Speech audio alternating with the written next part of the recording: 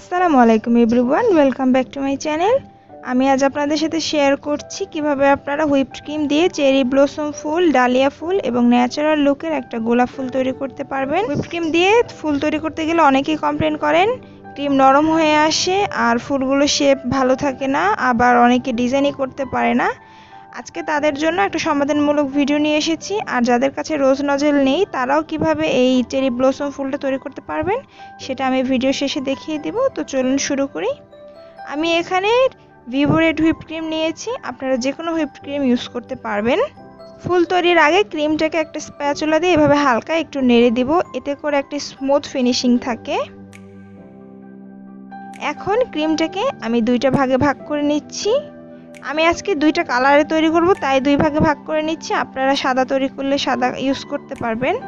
এখানে আমি রেডম্যানের pink colour use করছি 1 ফোঁটার মতো।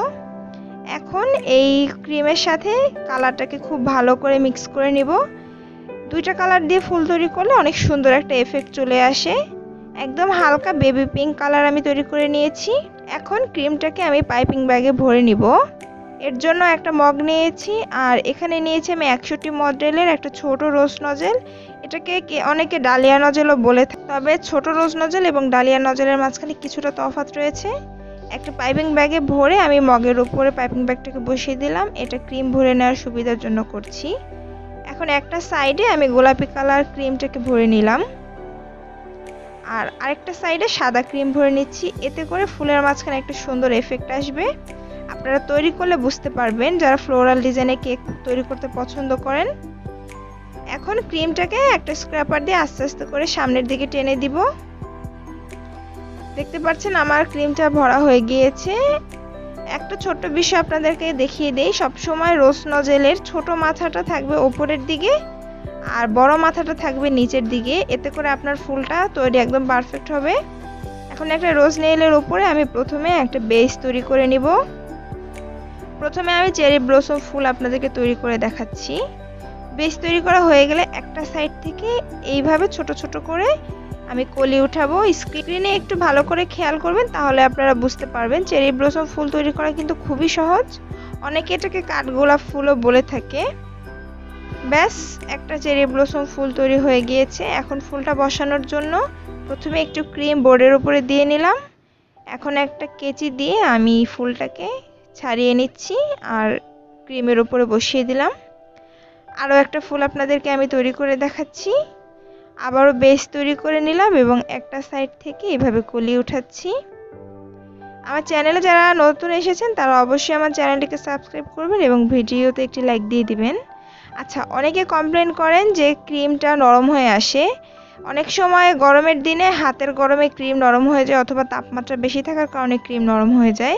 সেক্ষেত্রে আপনার পাইপিং ব্যাগে ক্রিমটাকে ভরে 20 মিনিটের জন্য নর্মাল ফ্রিজে সেট হতে রেখে দিবেন।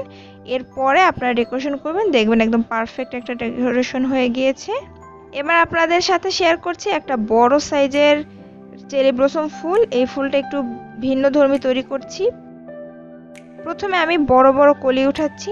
এবার বড় কলির উপরে একটু ছোট সাইজ করে আরেকটা কলির একটা লেয়ার দিয়ে দিচ্ছি। কিভাবে কাজটা করছি একটু স্ক্রিনে লক্ষ্য করবেন। ব্যাস, তৈরি হয়ে গেল একটা ভিন্নধর্মী চেরি ব্লসম ফুল। এই ফুলটা ফ্লোরাল কেকে দেখতে অসম্ভব সুন্দর লাগে। আমি আরও একটা ফুল আপনাদেরকে তৈরি করে দেখাচ্ছি। এটার বেসটা অনেক বেশি শক্ত করে দিচ্ছি, এতে করে ফুলটা একদমই নড়াচড়া করবে না। সাধারণত এই ধরনের ফুল বাটার ক্রিম দিয়ে তৈরি করে, তবে হুইপড ক্রিম দিয়ে ফুলগুলি কিন্তু খুবই সুন্দর হয়।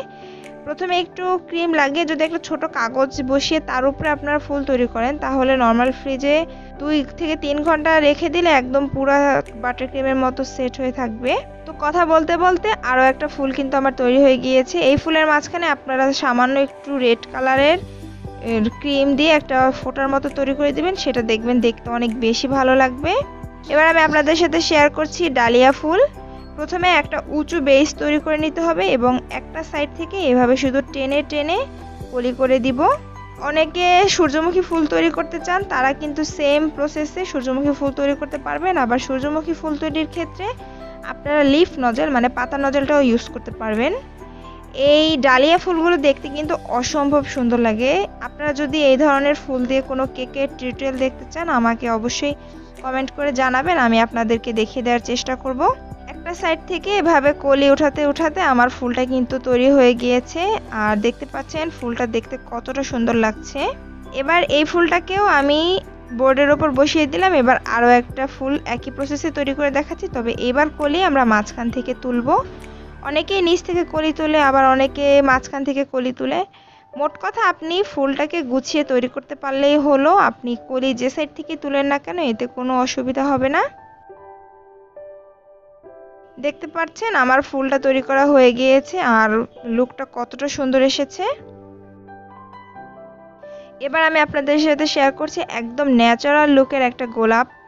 প্রথমে গোলাপ তৈরিতে অনেক শক্ত একটা বেস তৈরি করতে হবে, তাই ক্রিম দিয়ে একটা মোটা লেয়ার তৈরি করে নেবেন। এবার একটা সাইড থেকে ঘুরিয়ে এইভাবে গোলাপের মাঝখানটা তৈরি করে দিলাম।